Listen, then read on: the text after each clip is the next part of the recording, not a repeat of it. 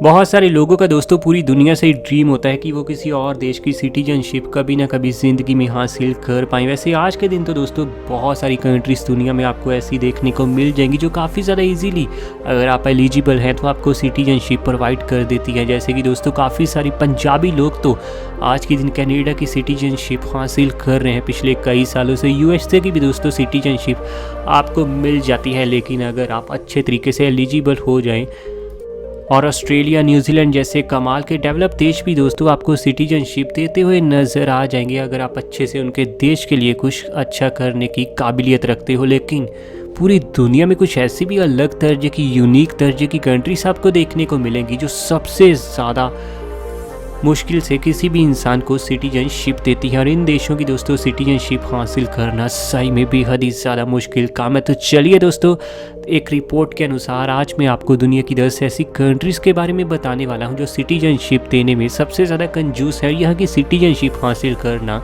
सबसे ज़्यादा मुश्किल काम है। तो वीडियो में हमारे साथ आखिर तक बने रहना, वीडियो बेहद इंटरेस्टिंग कमाल होने वाली है।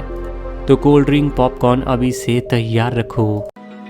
Open eye, feel the waves cut through me, hypnotized.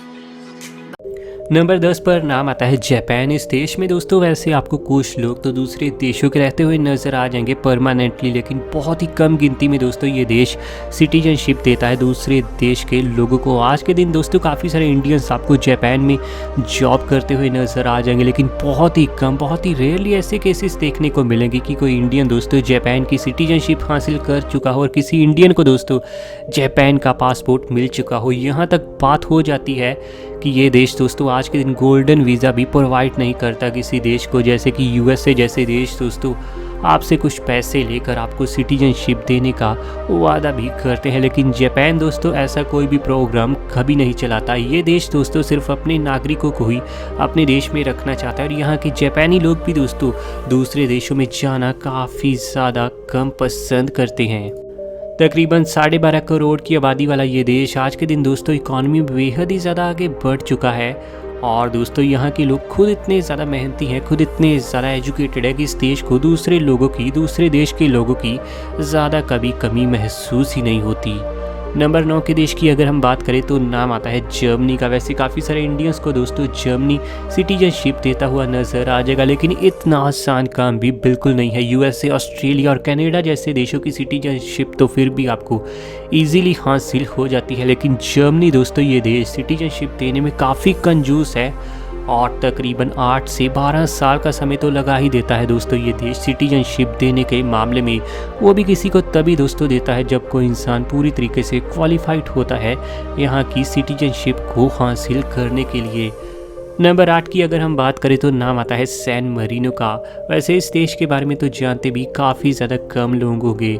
Europe का दोस्तों ये बेहद ही अंडररेटेड देश है जो कि तकरीबन 61 स्क्वायर किलोमीटर के एरिया में फैला है और इसकी पॉपुलेशन तकरीबन 34,000 के आसपास है। ना ही पूरे देश में आपको कोई बड़ी इंडस्ट्रीज चलती हुई नजर आ जाएंगी और ना ही दोस्तों कोई बड़ा बिजनेस। अब यही वजह कि दुनिया के लोग भी दोस्तों यहाँ की सिटीजनशिप लेने में कोई इंटरेस्ट नहीं रखते और ये देश भी दोस्तों कभी भी किसी को सिटीजनशिप नहीं देता, क्योंकि खुद दोस्तों देश के पास एरिया बिल्कुल ही नहीं है। नंबर 7 के देश की अगर हम बात करें तो नाम आता है ऑस्ट्रिया का। आज के दिन दोस्तों ज़िंदगी जीने के लिए ये यूरोपियन कंट्री एक अव्वल दर्जे की कंट्री है। बहुत सारे इंडियंस वैसे आज के दिन आपको ऑस्ट्रिया में दोस्तों जॉब करते हुए नज़र आ जाएंगे, लेकिन काफ़ी कम लोग हैं इनमें से जो दोस्तों आज तक भी ऑस्ट्रिया देश की सिटीजनशिप हासिल कर पाए हैं। यहाँ की दोस्तों सिटीजनशिप हासिल करने का जो सबसे ज़्यादा सरल तरीका है वो तो है आप किसी भी दोस्तों ऑस्ट्रेलियन सिटीजन से शादी कर लें। इसके अलावा दोस्तों सभी तरीके बहुत ही ज़्यादा लंबे हैं। हालांकि शादी करने के बाद भी दोस्तों आपको काफ़ी लंबे समय के बाद सिटीजनशिप के बाद यहाँ का पासपोर्ट मिलेगा और सिटीजनशिप मिलने में कम से कम 10 साल का समय तो लगने ही वाला है ऑस्ट्रिया में। नंबर 6 की अगर हम बात करें तो नाम आता है दोस्तों सऊदी अरेबिया का। वैसे ये देश तो आप जानते होंगे किसी को जल्दी सिटीजनशिप देता ही नहीं है। ज़्यादातर मिडल ईस्ट की कंट्रीज़ दोस्तों सिटीजनशिप देना बिल्कुल ही पसंद नहीं करती। आज के दिन बहुत सारे इंडियन दोस्तों सऊदी अरेबिया में काम करते हुए आपको नज़र आ जाएंगे, लेकिन सिटीजनशिप के लिए आज तक कोई भी क्वालिफाई बिल्कुल ही नहीं कर पाया। ताज़ा दोस्तों रिपोर्ट के अनुसार यहाँ की अगर कोई सिटीजनशिप लेना चाहे तो उसे कम से कम 20 साल इस देश में रुकना होगा और साथ ही दोस्तों वो मुस्लिम होना चाहिए। इन्हीं 2 शर्तों के बाद यहाँ पर कोई भी सिटीजनशिप के लिए अप्लाई कर सकता है, लेकिन उसके बाद भी चांस काफ़ी कम है सिटीजनशिप मिलने के।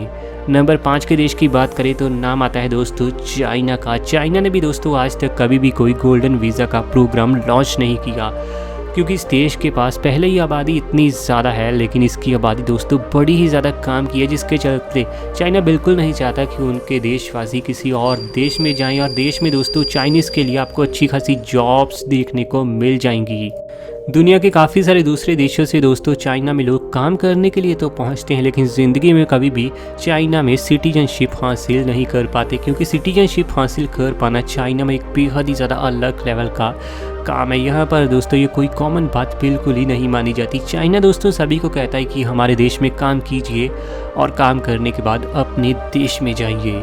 नंबर 4 के देश की हम बात करें तो नाम आता है भूटान का। एशिया के ये देश दोस्तों हैप्पी रहने के मामले में और अच्छी ज़िंदगी जीने के मामले में बड़ा कमाल है। इंटरनेट से यहाँ के लोग ज़्यादातर आपको दूर रहते हुए नजर आ जाएंगे। भूटान एक ऐसा देश है जहाँ के लोगों को ना दोस्तों दूसरे देश के लोगों के साथ शादी करने से भी रोक दिया गया है।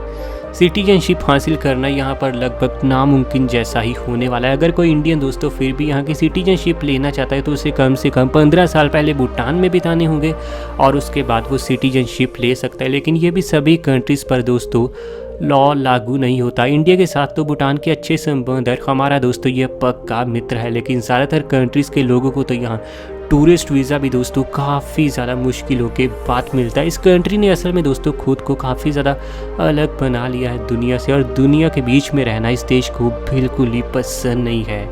नंबर 3 की बात करें तो नाम आता है लिechtenstein का। यूरोप का ये देश अंडररेटेड ज़रूर है, लेकिन अमीर भी बहुत है। इस छोटे से देश की दोस्तों टोटल आबादी 39,000 के आपको आसपास देखने को मिल जाएगी। 39,000 की आबादी वाले इस देश में दोस्तों आपको टोटल एरिया सिर्फ 160 स्क्वायर किलोमीटर देखने को मिलने वाला है। पूरे देश में थोड़ी बहुत इंडस्ट्रीज़ तो ज़रूर है, लेकिन बिजनेस सब की काफ़ी ज़्यादा कमी है पूरे देश में। यही वजह है कि दोस्तों यहाँ के लोग बिल्कुल ही नहीं चाहते कि दूसरे देश के लोग उनके देश में आकर भीड़ भाड़ की समस्या और भी ज़्यादा बढ़े। यहाँ पर दोस्तों वैसे कुछ लोग इंटरेस्टेड ज़रूर रहते हैं इस देश में सिटीजनशिप हासिल करने के लिए, लेकिन उन्हें कम से कम यहाँ 30 साल तक ज़िंदगी बितानी होगी, इसके बाद ही वो सिटीजनशिप के लिए अप्लाई कर पाएंगे। इतने में तो दोस्तों आप जानते हैं आधी ज़िंदगी भी ख़त्म हो जाती है। नंबर 2 के देश की बात करें तो नाम आता है नॉर्थ कोरिया का। किम जोंग उन तानाशाह का देश इस लिस्ट में आ चुका है। नॉर्थ कोरिया में वैसे आज के दिन फ़िलहाल में दोस्तों एक ट्रेंड चला है कि काफ़ी सारे टूरिस्ट ना इस देश में पहुंच रहे हैं घूमने के लिए।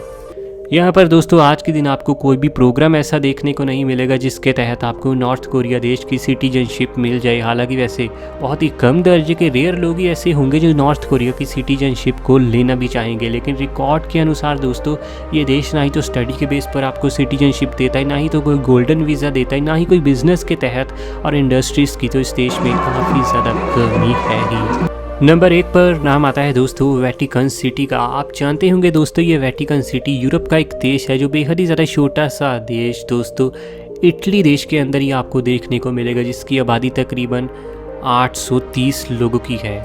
ये दोस्तों देश कैथोलिक धर्म के लोगों के लिए बेहद ही ज़्यादा पवित्र है। यहाँ पर ना ही तो कोई आपको जॉब देखने को मिलेगी, क्योंकि दोस्तों ये सिर्फ रिलीजन के तौर पर ही पवित्रता के लिए ही देश का निर्माण किया गया था। आज के दिन दोस्तों वेटिकन सिटी की सिटीजनशिप हासिल कर पाना पूरी तरह से नामुमकिन काम है, क्योंकि ना ही तो कोई गोल्डन वीज़ा ये प्रोवाइड करता है, ना ही दोस्तों पढ़ाई के लिए यहाँ कोई आपको स्कूल यूनिवर्सिटी देखने को मिलेगी, और ना ही दोस्तों कोई अच्छी जॉब के सहारे आप इस देश में एंट्री पा सकते हो। हालांकि घूमने के लिए ये बड़ा फेमस है, हर साल करोड़ों लोग दोस्तों यहाँ घूमने के लिए पहुँचते हैं। तो ये थे दोस्तों ताज़ा रिपोर्ट के अनुसार दुनिया के वो 10 देश जहाँ की सिटीजनशिप हासिल करना आज के दिन सबसे ज़्यादा मुश्किल काम है।